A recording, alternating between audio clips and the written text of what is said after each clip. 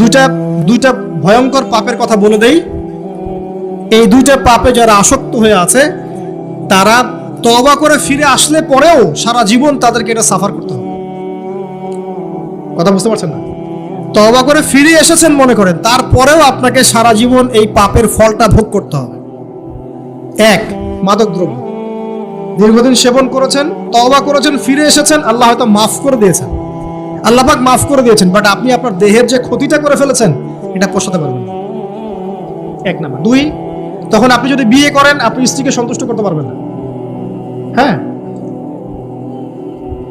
দুই নাম্বার হচ্ছে এই যে গোপনে যুবকরা যে পাপটা করে, মাস্টারবেশন, যেটাকে আমরা বলি হস্তমৈথুন, এই পাপ যেসব যুবকরা করছে বা করে, এবং অ্যাভেলেবেল এই পাপটা সবাই করে, কারণ এখন পর্নের যুগ, পর্ন দেখলে তো আর কোনো উপায় নাই, তখন তো এই পথেই যেতে হচ্ছে, নিজের উপরে নিজেকে জুলুম করতে হচ্ছে।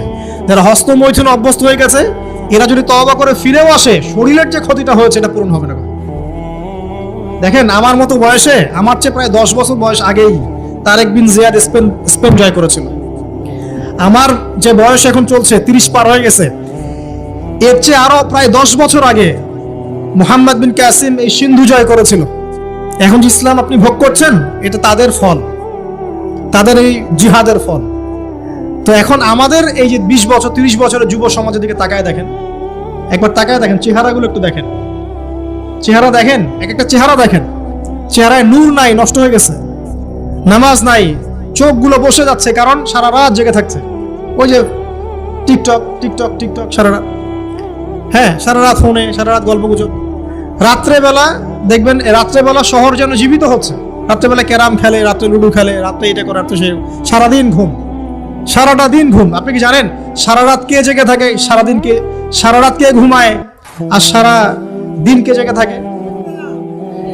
সারা রাত জেগে থাকে কুকুর এবং সারাদিন ঘুমায় কুকুর। আর দেখবেন আপনি বিড়ালকে দেখবেন, ও কিন্তু রাত্রে ঘুম এবং দিনের বেলা সে অ্যাক্টিভ। পাখিকে দেখবেন, পাখি সন্ধ্যা হলো একদম ঘরে, যেই সূর্য ডুববে পাখি একদম ঘরে, দেখেন না, পাখি ঘরে। আর যেই ফজর হবে পাখি বের হয়ে গেল। আর আল্লাহ রাসূল সাল্লাল্লাহু আলাইহি ওয়াসাল্লাম হয়তো বা এই কারণেই, আল্লাহ ভালো জানেন, তিনি বলেছেন এমন কিছু মানুষ জান্নাতে যাবে যাদের মনটা হবে পাখির মতো। সুবহানাল্লাহ। দেখেন পাখি কি করে, একদম সন্ধ্যা হলো ঘরে ঢুকে গেল, যেই ফজর হবে একদম ফজরের আগে আগে সে বের হয়ে গেল। তো পাখির মতো হওয়ার চেষ্টা করে, পাখির মতো লাইফস্টাইলে আছে, এবং সে সারাদিন পরিশ্রম করে রিজিকের জন্য, করে না? আল্লাহ পাক পাখিকে রিজিক দেন কি চাকরির মধ্য দিয়ে না ব্যবসার মধ্য দিয়ে? কিভাবে সে রিজিক পায়? তাওয়াক্কুল, তাওয়াক্কুল, আল্লাহর প্রতি তাওয়াক্কুল। আর তাওয়াক্কুল করে কি সে ঘরে বসে থাকে না রিজিক সার্চ করে, রিজিক তালাশ করে? আপনিও রিজিক তালাশ করেন, আল্লাহ পাক রিজিক দিবে ইনশাআল্লাহ। প্রিয় যুবক ভাইরা, আল্লাহর ওয়াস্তে তওবা করেন। যারা যারা মাদকদ্রব্যের সাথে সংশ্লিষ্ট আছেন বা থাকার সম্ভাবনাও ছিল, এর ধার কাছেও যাবেন না, ওয়াদা করছেন তো? এবং গোপন পাপে লিপ্ত হবেন না, গোপন পাপে লিপ্ত হবেন না। আপনি যৌবনকে ধরে রাখেন, ইনশাআল্লাহ দেখবেন আপনি সারা জীবন এনজয় করতে পারবেন ইনশাআল্লাহ। কিন্তু যদি এখন নিজেকে শেষ করে ফেলেন, এখন নিজেকে শেষ করে ফেললে আপনি বিয়ে করলে পরেও দেখবেন আপনি পস্তাচ্ছেন। ওই যে কলিকাতা হারবালে যেতে হবে, তো মডার্ন হারবালে দৌড় দিতে হবে। আর সব হারবাল টারবাল খেয়ে লাভ হয় না। কারণ কি? কারণ আল্লাহ প্রদত্ত যে নেয়ামত সেটা আপনি নষ্ট করে ফেলেছেন, এখন এইটা আর আপনি ক্ষতিপূরণ দিতে পারবেন। অতএব জীবনটাকে সিরিয়াসলি নেন। মুসলিম তরুণ যুবকদেরকে উদ্দেশ্যে বলছি যে আপনারা কায়িক পরিশ্রম করেন, কায়িক পরিশ্রম করেন, 5 ওয়াক্ত সালাতটা আল্লাহর ওয়াস্তে নামাজে মসজিদে এসে পড়েন। বেশি কিছু করতে বলছি না ভাই, আমার কথা শোনেন, বেশি কিছু করতে বলছি না। আল্লাহর ওয়াস্তে 5 ওয়াক্ত নামাজটা মসজিদে পড়েন, পারবেন না? আচ্ছা, ডেইলি 10টা পৃষ্ঠা করে কোরআন তেলাওয়াত করেন, পারবেন? আল্লাহ তৌফিক দান করুন। ডেইলি 2-4 টাকা করে সদকা করেন, পারবেন? আচ্ছা, প্রত্যেক দিন কিছু দাওয়াতি কাজ করেন, আমর বিল মারুফ, সৎ কাজের আদেশ করবেন, নাহি আনিল মুনকার, অসৎ কাজে নিষেধ করবেন, পারা যাবে ইনশাআল্লাহ। আপনি হালাল রিজিকের একটা সন্ধান খোঁজার চেষ্টা করেন, পারবেন ইনশাআল্লাহ। পড়াশোনায় নিজেকে ব্যস্ত রাখেন, লেখাপড়ায় নিজেকে ব্যস্ত রাখেন। যদি এর পাশে আপনি সময় পান, আমি বলবো আপনি খেলাধুলা করেন। যদি সময় কিছু বের করতে পারেন, কায়িক কিছু পরিশ্রম করেন, প্রয়োজনে কিছু কসরত করেন, জিম করেন, খেলাধুলা করেন। তারপরেও পর্নে যায় না, তারপরেও গার্লফ্রেন্ডের পিছনে সময় নষ্ট করেন না, তারপরেও যে টিকটক, ফেসবুক, ইউটিউব নিয়ে পড়ে থাকেন, ওগুলোর চেয়ে খেলাধুলা করা অনেক ভালো আছে। অ্যাটলিস্ট আপনি ফিজিক্যালি ফিট থাকবেন। অনেকে বলতে পারে যে এটা না করলে হয়, এটা বাজে কাজ, সময় নষ্ট। আমি মনে করি এখনকার যুবকরা যেসব পথে সময় নষ্ট করছে এর চাইতে অ্যাটলিস্ট খেলাধুলা করলে ভালো ছিল। একটা সময় ছিল না, আজকে থেকে 10 বছর আগে প্রচুর খেলা হতো না? ক্রিকেট হতো, ফুটবল হতো, এই ব্যাডমিন্টন হতো শীতকালে, তাই না? খেলার লিপ্ত থাকলে কিন্তু আমাদের মধ্যে একটা হৃদ্যতা, একটা বন্ড তৈরি হতো, একটা বন্ড। আমরা অনেক টুর্নামেন্ট খেলতাম না? এখন দেখবেন কিচ্ছু নাই, সব বন্ধ, খালি ফোন, সারাদিন কি ফোন। এটা আরো কি ডেঞ্জারাস না? এভাবে তাদের ফিজিক্যাল বডিটা নষ্ট হচ্ছে, মেন্টাল স্ট্রেংথটাও নষ্ট হচ্ছে। এর চেয়ে বরং তারা যদি কোনো কসরত করে এটা অনেক ভালো হবে, এটা আমার মত। এটা আমি কোরআন সুন্নাহ থেকে কোনো কথা বলছি না। আল্লাহ পাক বোঝার তৌফিক দেখ। শেষ কথা হলো যে আইয়ামে জাহিলিয়াতের আরেকটা নির্মম বর্বরতা ছিল হচ্ছে গোত্রীয় দ্বন্দ্ব। কি ছিল? গোত্রীয় দ্বন্দ্ব। এটাই দিয়ে আমি শেষ করছি। সেটা হলো কেমন গোত্রীয় দ্বন্দ্ব? মনে করেন একটা গোত্রের নাম বনু তামিম, একটার নাম বনু হানিফা, একটার নাম হচ্ছে বনু কুরাইজা, একটার নাম হচ্ছে মনে করেন বনু মাখজুম, আর একটা হচ্ছে বনু আদি। এরকম অনেক গোত্র ছিল। তো এই গোত্রগুলোর মধ্যে আপোষে দ্বন্দ্ব চলতো, খুব সামান্য কারণে তারা দীর্ঘস্থায়ী যুদ্ধ করত। একটু বোঝার চেষ্টা করেন, খুব সামান্য কারণে তারা লম্বা লম্বা যুদ্ধ করত। একটা উটকে কেন্দ্র করে প্রায় 80 বছর যুদ্ধ হচ্ছে। কত বছর?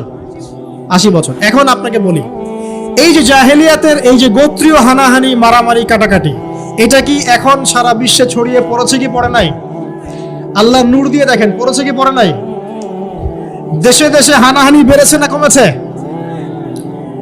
রাসূলুল্লাহ সাল্লাল্লাহু আলাইহি ওয়াসাল্লাম 23 বছর নবুয়তের জীবনে যতগুলো জিহাদ করেছেন এবং সারিয়া করেছেন, এতে সব মিলে হয়তো 2 থেকে 3 হাজার মানুষও মারা যায় নাই। ঠিক আছে? কিন্তু এখনকার দেখবেন প্রথম বিশ্বযুদ্ধেই কয়েক কোটি মানুষ শেষ, দ্বিতীয় বিশ্বযুদ্ধেই আরো কয়েক কোটি মানুষ শেষ, আর সামনে যে নিউক্লিয়ার যুদ্ধ হতে যাচ্ছে আল্লাহু আলাম কবে হবে, এবং এটা হইলে যে কি হবে পৃথিবীর অবস্থা আল্লাহই ভালো জানে। এমন নিউক্লিয়ার ওয়েপন্স আছে যেটা আসমানে যদি বিস্ফোরণ ঘটানো হয় তাহলে ওই দেশের সমস্ত ইলেকট্রনিক জিনিসগুলো নষ্ট হয়ে যাবে। বুঝতে পারেন না এই কথা? বোম মারতে হবে না পৃথিবীতে, মাটিতে বোমটা মারতে হবে না, আসমানে বিস্ফোরণ করে দিবে, তাতে আপনার পুরো দেশের যত ইলেকট্রনিক ডিভাইস আছে সব ড্যামেজ। এটা এই যুগ। ওই হিরোশিমা নাগাসাকির কথা মনে আছে? কি হয়েছিল ওখানে বলেন? 2টা বোম ফেলা হয়েছিল, পারমাণবিক বোমা। কে ফেলেছিল? কে ফেলেছিল? আমেরিকা। আচ্ছা, ওই বোম দুটার নাম কি? হ্যাঁ, এই তো জানেন, লিটল বয় আর ফ্যাটম্যান। ওই 2টা বোম পড়ে যে কোটি কোটি মানুষ মারা গেল, এখন পর্যন্ত জাপানের মানুষ তার তেজস্ক্রিয়তায় ভোগে। এখনকার পারমাণবিক ওয়েপন্সগুলো তার চেয়ে অনেক অনেক অনেক বেশি শক্তিশালী, হাজার লক্ষ গুণ বেশি শক্তিশালী হতে পারে। রাশিয়ার কাছে এমন সুপারসনিক মিসাইলস আছে, নিউক্লিয়ার মিসাইলস, যেগুলো শব্দের গতিবেগের চাইতেও 10 গুণ বেশি যেতে পারে। শব্দের গতিবেগ কত হার্টজ বলো? তোমার সায়েন্সে পড়ো নাই? তো এই শব্দের গতিবেগের চাইতেও 10 গুণ 20 গুণ বেশি যেতে পারবে কি একটা মিসাইল। মানে মিসাইল আবার আকাশ প্রতিরক্ষা ব্যবস্থা বলে একটা কথা আছে। আকাশ প্রতিরক্ষা ব্যবস্থায় ওই মিসাইলগুলোকে ডিফেন্ড করে দেওয়া যায়, ধ্বংস করে দেওয়া যায় আকাশেই। ওই প্রতিরক্ষা ব্যবস্থাও ধরতে পারবে না কত জোরে মিসাইল যাচ্ছে। এবং সেই রাশিয়াকে উস্কে দিচ্ছে এখন পশ্চিমারা, ফেলো একটা বোম, ইউক্রেনে একটা বোম ফেলো খালি। ও যদি একটা ফেলেই দেয় তখন দেখবেন পশ্চিমারা সবাই মিলে আবার যুদ্ধে নেমে যাবে, পুরো বেসাকার হয়ে যেতে পারে। আল্লাহু আলাম, আল্লাহ ভালো জানেন। তবে এটা সময়ের ব্যাপার মাত্র যে বিশ্বে একটা ভয়ঙ্কর প্রলয়কারী কিছু একটা হতে যাচ্ছে। বলবো যে ভবিষ্যৎবাণী করে বেড়াচ্ছে। ভবিষ্যৎবাণী করি নাই, আপনার বর্তমান সম্পর্কে জ্ঞান নাই বলেই বর্তমানকে আপনার ভবিষ্যৎ মনে হয়। বর্তমান সম্পর্কে আপনি অজ্ঞ বলেই বর্তমানের জ্ঞানটাকে আপনার কাছে ভবিষ্যৎ মনে হচ্ছে। বর্তমান সম্পর্কে জ্ঞান অর্জন করেন, দেখবেন সঠিক বুঝতে পারবেন। নিউক্লিয়ার যুদ্ধের দ্বার প্রান্তে। তো যেটা বলছিলাম, এই যে গোত্রীয় হানাহানি দেখেন ছড়িয়ে পড়েছে, আর এই হানাহানিকে উস্কে দিচ্ছে কারা? এই হানাহানিকে উস্কে দিচ্ছে একটা শ্রেণী, তার নাম জায়নিস্ট মুভমেন্ট। তারা কি চায়? তারা চায় চীনকে তাইওয়ানের সাথে বিরোধ বাঁধিয়ে দিতে। তারা চায় বাংলাদেশের অভ্যন্তরে একটা ফাসাদ লাগিয়ে রাখতে। তারা চায় মিয়ানমারকে দিয়ে বাংলাদেশকে বিজি রাখতে। তারা চায় ইউক্রেনকে দিয়ে রাশিয়াকে বিজি রাখতে। তারা চায় ইসরায়েলকে দিয়ে প্যালেস্টাইনকে বিজি রাখতে। বিভিন্ন জায়গায় সব সেট করে রাখা হয়েছে আর কি।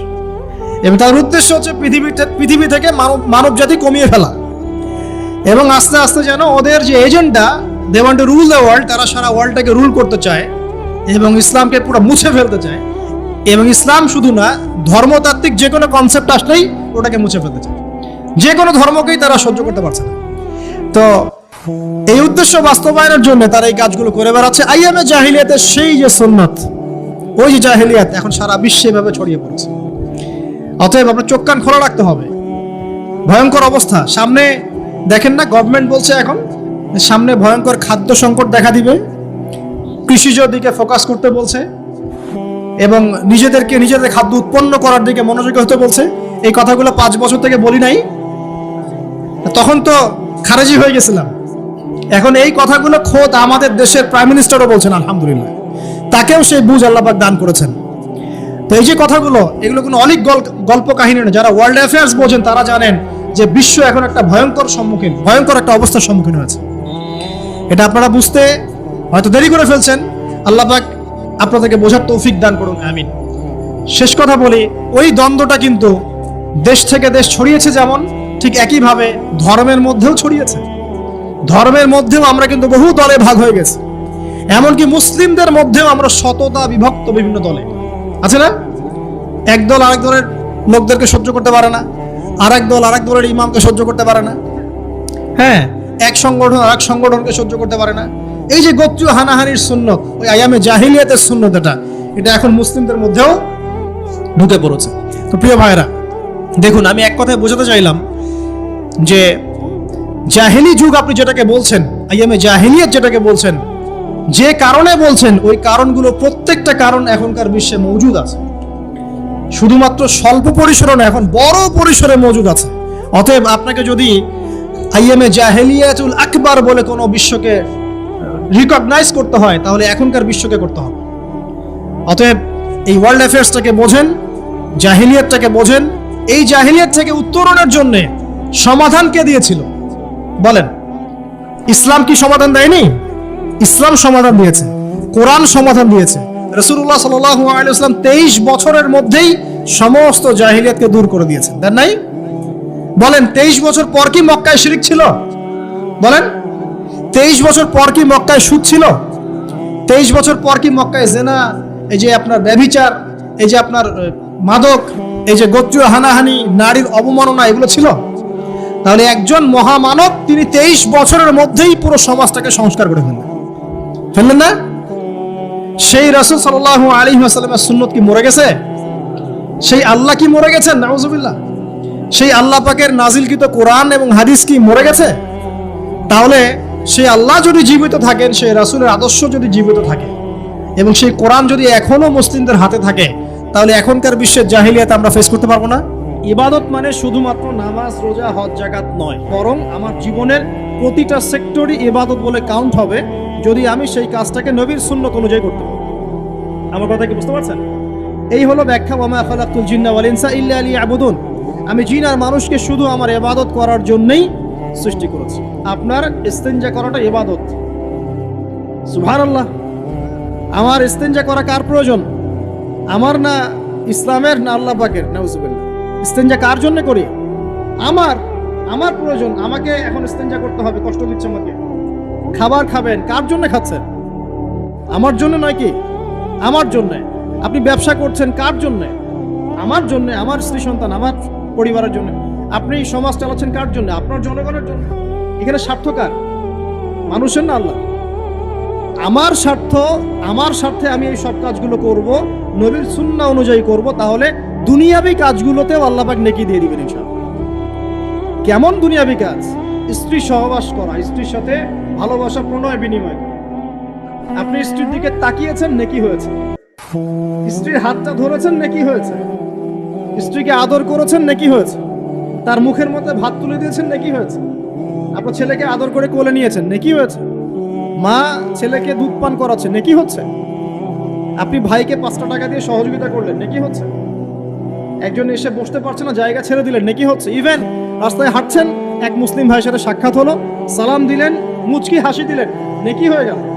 তাহলে আমরা কিভাবে বলতে পারি যে ইসলাম কি শুধু নামাজ, রোজা, হজ, যাকাতকেই স্বীকৃতি দেয়? এগুলো করতেই দুনিয়াতে আসছি, নাকি সব কাজই ইবাদত? আমার আলোচনা কি কঠিন হয়ে যাচ্ছে? আমাদের জীবনের প্রতিটা কাজই ইবাদত, যদি সেটা রাসূল সাল্লাল্লাহু আলাইহি ওয়াসাল্লামের সুন্নাহ মতো করা হয়। তিনটা জিনিস খেয়াল রাখতে হবে। কয়টা জিনিস ভাই? এক, সেই ইবাদত হতে হবে আল্লাহর সন্তুষ্টির জন্য। এই যে আমি স্ত্রীর মুখে ভাত তুলে দিচ্ছি, তার কাছ থেকে কিছু পাওয়ার আশায় নয়, আমি দিচ্ছি আল্লাহর সন্তুষ্টির জন্য। আমি যে একজন মুসলিম ভাইকে হাসি মুখে সাক্ষাৎ করলাম, ও আমাকে ভালো বলবে, পরে আমাকে হেল্প করবে, এমন এই জন্য নয়, আল্লাহ পাক সন্তুষ্ট হবেন তাই। আমি নামাজে দাঁড়িয়েছি, লোকে আমাকে ভালো বলবে এই জন্য দাঁড়াই নাই, দাঁড়িয়েছি কেন? যাতে আল্লাহ আমাকে কালকে আমাদের মাঠে বাঁচান। আমি দাড়ি ছেড়ে দিয়েছি কেন? মানুষ আমাকে হুজুর বলবে তাই, এই জন্য নয়, বরং আল্লাহর রাসূলের সুন্নাত জীবিত করেছি, ইনশাআল্লাহ আমি 50 জন শহীদ সাহাবীর নেকি পাবো ইনশাআল্লাহ। কেন আমি টাকুর নিচে কাপড় পরছি না? কারণ কি মানুষ আমাকে বলবে নতুন ফ্যাশন? না, আমি এই কারণে পড়ছি যাতে রাসূল সাল্লাল্লাহু আলাইহি ওয়াসাল্লাম কালকে আমাদের মাঠে এই সুন্নাহর উপর আমল করার জন্য আমার পক্ষে সুপারিশ করে। আমার ইবাদত, আমার পর্দা, আমার পরিবার, আমার ব্যবসা, আমার অর্থনীতি, আমার পলিটিক্স সবকিছু আল্লাহর জন্য করব, এই একটা হলো মূলনীতি ইবাদত কবুল হওয়া। এক। দুই, সেই আমলটা হতে হবে রাসূলের সুন্নাহ মোতাবেক, অন্য কোনো পদ্ধতিতে নয়। মনে করেন আমি একজন খুব বড় বুজুর্গ হয়ে গেছি, নাউজুবিল্লাহ, আমরা এত বড় বুজুর্গ হয়ে যাই নাই, যে টাইটেলগুলো আপনারা দেন এগুলোর কোনো প্রয়োজনও নাই। এখন একজন বড় বুজুর্গ এসে যদি আপনাকে কোনো ইবাদতের পদ্ধতি শিখিয়ে দেয়, এই পদ্ধতিতে ইবাদত করা অনেক ভালো হবে, কিন্তু ওই পদ্ধতির সাথে রাসূলের এবং সাহাবীদের পদ্ধতির কোনো মিল নাই। মুখরোচক মনে হলো, দেখতে সুন্দর মনে হলো, এবং অনেক মানুষ তা করছে এরকম দলিল থাকলেও সেই কাজটা করা যাবে না। কারণ কি? কারণ সেই কাজটা রাসূল সাল্লাল্লাহু আলাইহি ওয়াসাল্লামের সুন্নাহ মাফিক হয়নি। আল্লাহ রাসূল করেন নাই, সাহাবীরা করেন নাই, বাস আমি করব, ইমামরাও করেন নাই, পরবর্তী জেনারেশনের কেউই করেন নাই। এখন যত ভালো টাটকা মজা লাগুক, দেখতে সুন্দর লাগুক, বহু মানুষ করছে, এইসব দলিলে ইসলাম টিকবে না। আল্লাহ পাক বোঝার তৌফিক দান। এক নম্বর শর্ত আল্লাহর সন্তুষ্টির জন্য হতে হবে। দুই নম্বর রাসূলের পদ্ধতিতে হতে হবে। তিন নম্বর খুব ডিফিকাল্ট, তিন নম্বরটা বেশি ডিফিকাল্ট।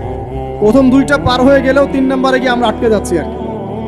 বলবো, রাগটা করবেন না তো। তিন নম্বর হচ্ছে রিজিক হালাল হতে হবে। রিজিক হালাল হতে হবে। পশ্চিমার আদলে গড়া এই পুরো বিশ্বের বেশিরভাগ মানুষের রিজিক এখন হারাম। কেন হারাম? কারণ কোনো না কোনো ভাবে আমরা সুদের সাথে সম্পৃক্ত হয়ে যাচ্ছি, কোনো না কোনো ভাবে। আর নবীজি অনেক আগেই বলেছিলেন, 1400 বছর আগে, যে একটা জামানা তোমাদের সামনে আসবে, যে মানুষ সুদ খেতে চাইবে না তার গায়েও সুদের ছিটাফোঁটা গিয়ে লাগবে। লাগছে কিনা? এখন আপনি খেতে চাইবেন না, আপনাকে মেসেজ পাঠিয়ে দেওয়া হবে আপনার অ্যাকাউন্টে এত টাকায় যোগ হয়েছে। কি করবেন এখন? টাকাটা আপনি সুদের টাকা। সুদের টাকা মানে কি? এক দিরহাম যে ব্যক্তি সুদ খেয়েছে সে যেন 36টা মেয়ের সাথে জিনার পাপ করেছে। সহিহ বুখারী হাদিস, একদম অকাট্য, সহিহ, সনদ সহিহ, এমন না জয়ীফ জাল, এমন নয়। এক দিরহাম যে ব্যক্তি সুদ খেয়েছে সে যেন 36 বার জিনা করলো, নবী সাল্লাল্লাহু আলাইহি ওয়াসাল্লাম বলেছেন। আর এই হাদিস তো আপনারা জানেন যে সুদের পাপের 73টা শাখা আছে। নিচের শাখা হচ্ছে মায়ের সাথে জিনা করা, মাকে বিয়ে করা, আর উপরের শাখা হচ্ছে আল্লাহ এবং তার রাসূলের সাথে যুদ্ধ করা। এগুলো অবলীলায় করছি আমরা। আর নবীজি বলছেন 4 শ্রেণীকে আমি অভিশাপ দিয়ে গেলাম। আল্লাহর নবী অভিশাপ দিয়ে গেলেন মানে সে জাহান্নামে যাবে, কোনো অবস্থাতেই জান্নাতে যাবে না। ইল্লা মা শা আল্লাহ। 1, যে সুদ খায়। 2, যে সুদ দেয়। 3, সাক্ষী থাকে। 4, লিখে রাখে। এখন বলেন এই সিস্টেমের বাইরে কতজন মানুষ আছে? এর বাইরে আবার আছে যাকাত না দেয়া, সম্পদ হারাম হয়ে যাচ্ছে। এর উপর আবার আছে ঘুষ, যা না দিলে অনেক সময় চাকরি বাকরি হয় না। আর আস্তে আস্তে এগুলো আমরা ট্রেডিশন বানিয়ে নিয়েছি। এক সময় আমরা, শোনেন, এটাকে বলা হয় নিউট্রালাইজেশন, মানে স্বাভাবিকীকরণ। খুব কঠিন টার্ম বলে ফেলছি মানে কিছু। যেমন আগে ধর্ষণ হলে আমরা খুবই সোচ্চার ছিলাম এবং সারা এলাকা ফেটে যেত, এত বড় কথা। কেউ মাপে কম দিলে, ধরা পড়লে চক্ষু লজ্জায় সে সমাজে চলতে পারতো না। কেউ চুরি করলে চক্ষু লজ্জায় বের হতে পারতো না।